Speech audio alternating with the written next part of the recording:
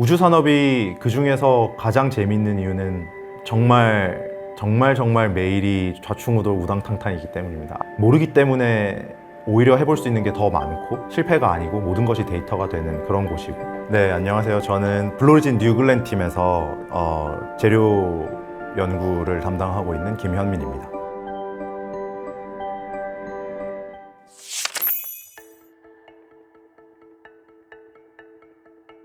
블루오리진은 수백만의 사람들이 우주에서 살고 일하는 세상을 꿈꾸는 발사체 개발 회사고요. 저는 그 중에서 이 연료를 담는 탱크와 그 주변부를 용접하는 팀을 맡아서 리드를 하고 있고, 지름 7m의 높이가 거의 100m 되는 로켓을 개발하기 위해서 각 용접부의 퀄리티도 굉장히 중요하기 때문에 그 용접 프로세스의 개발과 안전성을 담보하는 역할을 수행하는 팀과 함께 일하고 있습니다. 저는 박사 때부터 금속 재료를 전공했었기 때문에 방산이라든지 우주 이런 쪽에 되게 관심이 많았었고, 미국에서 첫 직장이었던 카이로스 파워를 거치면서 조금 더 내가 가지고 있는 어떤 금속에 대한 애정과 그 백그라운드가 좀 더 잘 쓰여지는 곳은 아무래도 우주겠다. 그래서 그 이후로부터 우주산업 회사들에 대해서 공부하기 시작하고 알아보기 시작하고 지원하기 시작했는데, 그 중에서도 블루오리진 우주를 대하는 어떤 태도라던가 미션이 제일 마음에 들었었어요.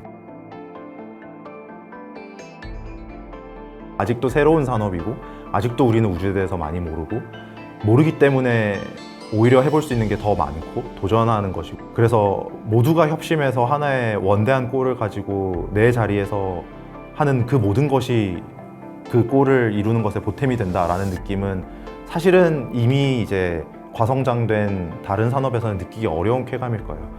제가 4년 반 동안 블루오리진을 다니면서 아직 하루도 지루하다는 생각을 해보지를 못했습니다. 우주 산업에 들어오신 분들이 대부분 하시는 말씀이 그거세요. 이미 이 항공 우주 업계에서 30년, 40년을 일하신 분들도 아직 재밌으시대요. 그래서 그만큼 새롭고 아직 할 게 많은 분야니까, 저는 우주 항공 분야로 발을 들이게 된 5년 전부터 이게 결국에는 우주 시대가 열리면 어쩌면 국가의 개념이 조금 재편될 수도 있고, 이 패러다임이 조금은 바뀔 수도 있겠다. 국가 간의 이 경계가 좀 흐려지고 좀 더 문명 공동체로서 인류가 공존을 논하는 시대가 오지 않을까라는 생각을 해요. 그래서 조금 더 스케일을 크게 가지고 우리가 어떻게 하면, 너무 거창해질 수 있는데, 종속을 위해서 각자가 각자의 자리에서 기여할 수 있을까를 고민해야 하는 시대가 올 거라고 생각을 해요.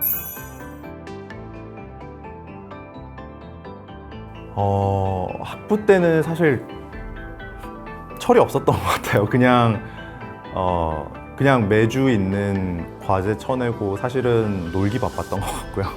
3학년, 4학년 되면서 대학원을 갈지 아니면 필드로 나올지를 제일 많이 고민을 했던 것 같아요. 그래서 저는 대학원을 안 갈 것 같아서 1학년 마치자마자 군대를 갔었거든요. 근데 군대를 갔다 온 게 무색하게 대학원을 선택을 하게 돼서 대학원 시절은 오히려 좀 즐겁게 제가 하고 싶었던 연구를 많이 또 교수님께서 지원을 해주셨기 때문에 되게 즐겁게 연구할 수 있었던 것 같아요.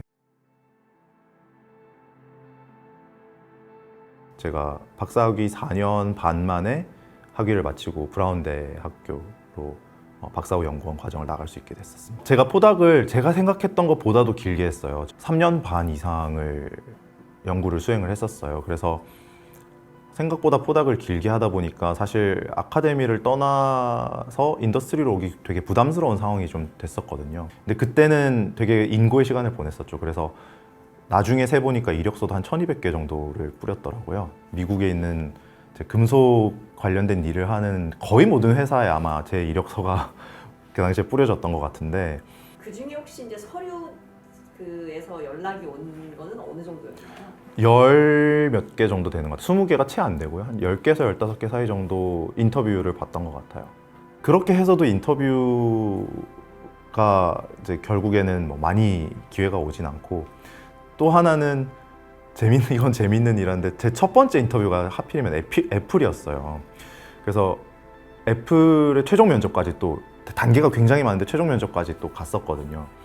그리고 이제 너무 이렇게 뭐라 그러지? 어깨뽕이 차서 처음에는 되게 그 급의 회사들, 그러니까는 되게 하이텍 컴퍼니 혹은 뭐 정말 업계를 선도하는 회사들만 썼는데 애플 이후로 계속 지지부진하다가 링크드인으로 계속 그렇게 컨택을 하고 이력서를 쓰고. 혹시 지금 생각하면은 그때 왜 이렇게 나한테 연락이 잘 안 왔을까 하는 이유를 지금은 이제 파악하셨나요? 일단 포지션 핏이 달랐던 것 같아요. 결국에는 수행해야 되는 일의 차원, 그리고 거기에 이제 얼만큼의 버짓이 책정이 되어 있는지, 그게 많이 결정을 하는 것 같아요. 근데 저는 앞뒤 안 재고 매칭이 되는, 키워드 매칭이 되는 포지션에는 거의 다 지원을 했었기 때문에 아마 핏이 좀 안 맞지 않았었나. 이렇게 뭐 리더십에 대한 교육을 특별히 받은 부분은 없기 때문에 저도 뭐 지금 좌충우돌 우당탕탕 배우고 있는 거죠. 근데 제가 생각하는 리더는 시스템인 것 같아요. 그러니까 인프라를 잘 깔아주는 사람.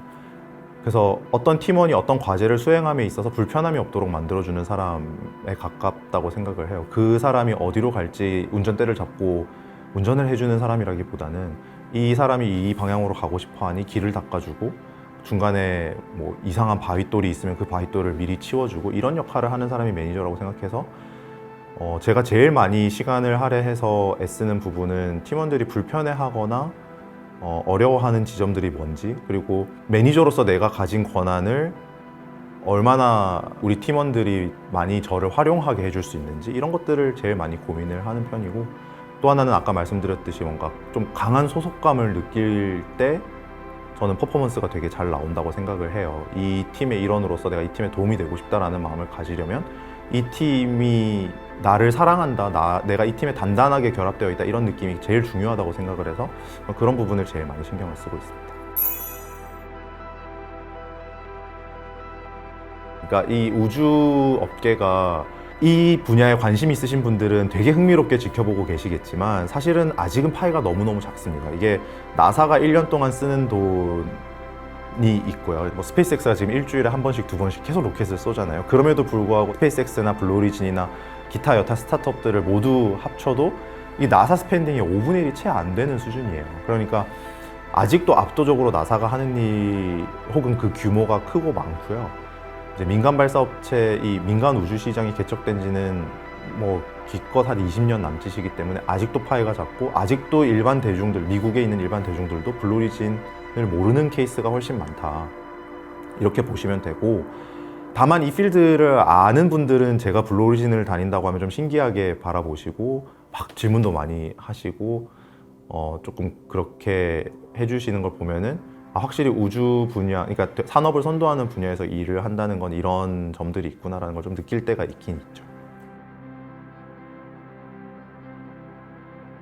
사실 우리가 대한민국 국민의 한 사람으로서 누리호의 발사, 그 준비 과정과 이 발사 성공 이런 것들이 되게 대단하다고 여겨지고, 실제로 미국에서도 누리호가 2번 만에 궤도에 위성을 올렸다라고, 성공을 했다라고 하면 놀라거든요. 근데 사실 누리호의 미션 자체 혹은 규모, 이러한 것들을 생각해 보면 미국 입장에서는 대단히 새로운 스타일의 로켓은 아닌 거잖아요. 이미 미국이나 러시아는 한 30년 전에 그 로켓을 성공을 시켰던 나라이기 때문에 정확히 그 정도 뒤져 있지 않느냐라고 생각하시면 될 것인데, 그러면은 우리가 좀 담대한 계획이 필요한 시점이 아닌가.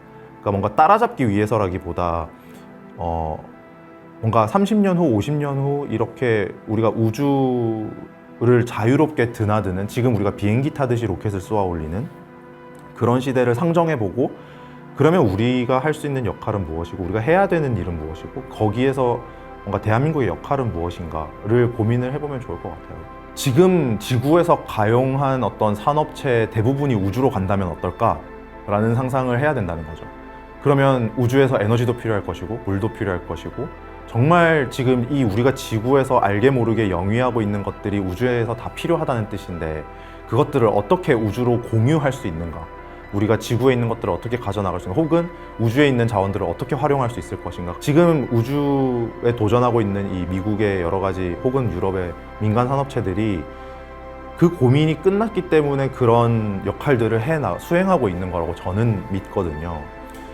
그런 정보들이 얼마나 우리가 공유되어 있냐는 거예요. 그런 굉장히 전략적이고 기밀에 가까운 그런 내용들이 우리가 어떤 선도적이고 중추적인 역할을 해야만 그들도 우리의 기술이 필요해서 트레이드오프가 일어날 거라는 거죠. 그래서 저는 그런 측면에서 우리가 지금 제일 잘하고 있는 것이 뭐고 또 그것들을 키워나가기 위해서 어떤 일들을 해야 하는지 그거를 계속 펀더멘털한 레벨로 가장 바닥의 레벨로 가지고 내려와야 된다고 생각하고 어떻게 생각하면 교육조차도 그걸 염두에 두고 재편을 해야 되는 시기가 오지 않았나 같은 생각을 많이 하고 있습니다. 아마도 한국이 여러 가지 면에서 선도적인 산업이 많아요. 뭐 재료가 있고요. 철강 퀄리티는 전 세계 그 어디 내놔도 뒤지지 않거든요. 뭐 가격 경쟁력도 있고요.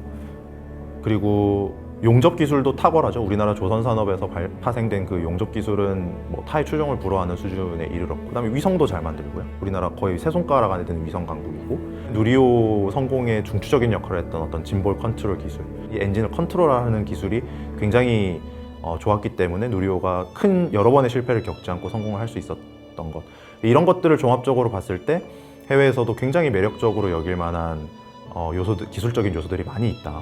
그래서 이런 것들을 좀 적극적으로 홍보하고 또 더 이 칼날을 날카롭게 갈아서 앞으로 여러 가지 이 로켓을 만들고 우주로 나가는 시점에서는 더 우리 기술들이 전 세계적으로 많이 쓰여졌으면 하는 바람이 있습니다. 그러니까 이공계가 재미있는 이유는 매일이 지루할 틈이 없이 앞으로 나아가는 느낌이어서, 그리고 그 앞으로 나아감에 있어서 매일매일 힘들고 매일매일 챌린지하고 매일매일 괴로운 포인트들이 있는데 그걸 다 같이 합심해서 하나씩 넘어가는 이 쾌감이 정말 형언할 수 없는 정도의 기쁨인 것 같고요. 우주 산업이 그 중에서 가장 재미있는 이유는 새롭고 아직 할 게 많은 분야니까, 그래서 언제든 도전하시고 실패가 없는 영역이 그렇게 많지 않습니다. 마음껏 실패하시고 마음껏 다시 도전하는 그런 일상이 여기에는 있으니까요.